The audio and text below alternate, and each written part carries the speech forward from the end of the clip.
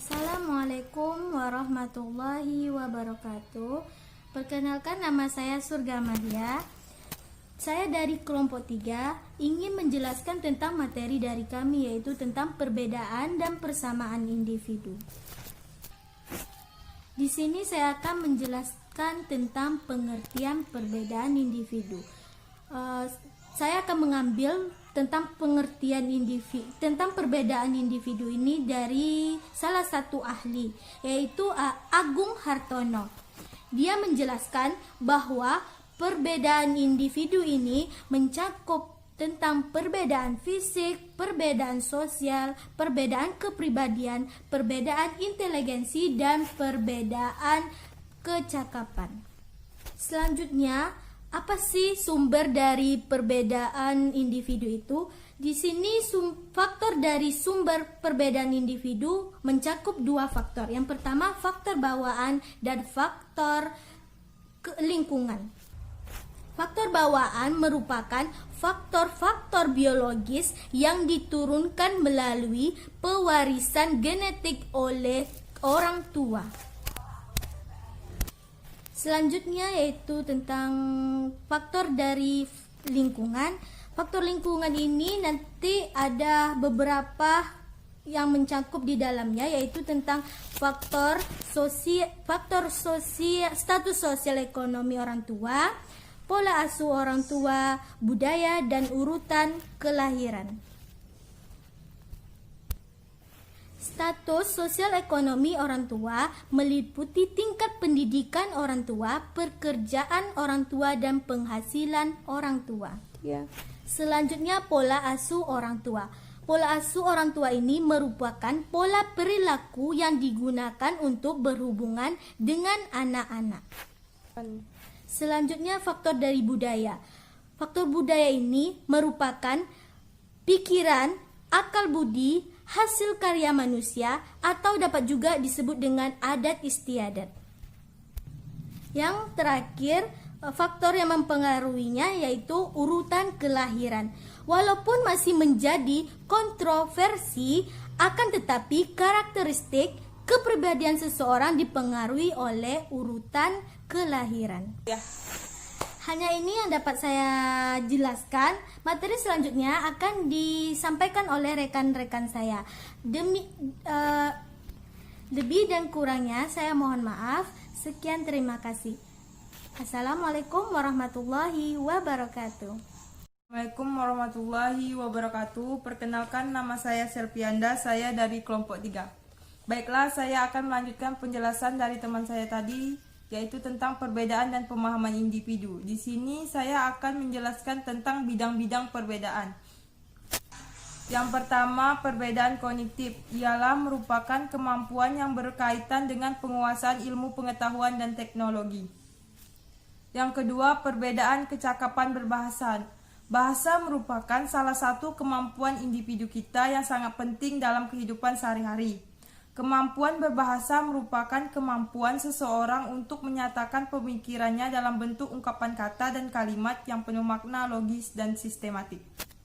Yang ketiga, perbedaan kecakapan motorik. Kecakapan motorik ialah kemampuan untuk melakukan koordinasi gerakan. Yang keempat, perbedaan bakat. Bakat merupakan kemampuan khusus yang dibawa sejak lahir. Yang kelima, latar belakang, yaitu merupakan pengalaman mereka masing-masing yang bisa disebut dengan masa lampau. Yang keenam, yaitu perbedaan kesiapan belajar, yaitu meliputi perbedaan sosioekonomi, sosiokultural, yaitu amat penting artinya bagi kepentingan anak. Selanjutnya yaitu perbedaan jenis kelamin dan gender. Istilah jenis kelamin dan gender sering dipertukarkan dan dianggap sama. Jenis kelamin merujuk kepada perbedaan biologis dari laki-laki dan perempuan, sementara gender merupakan aspek psikofisial dan laki-laki dan perempuan berupa perbedaan antara laki-laki dan perempuan yang dibangun secara sosial budaya. Kemudian perbedaan kepribadian, yaitu pola perilaku dan cara berpikir yang khas yang menentukan penyesuaian diri seorang terhadap lingkungan. Kemudian yang terakhir yaitu perbedaan gaya belajar. Gaya belajar adalah pola perilaku spesifik dalam menerima informasi baru dan mengembangkan keterampilan baru, serta proses menyimpan informasi atau keterampilan baru. Mungkin ini saja yang dapat saya sampaikan, lebih dan kurang saya mohon maaf. Selanjutnya akan disampaikan oleh rekan-rekan saya.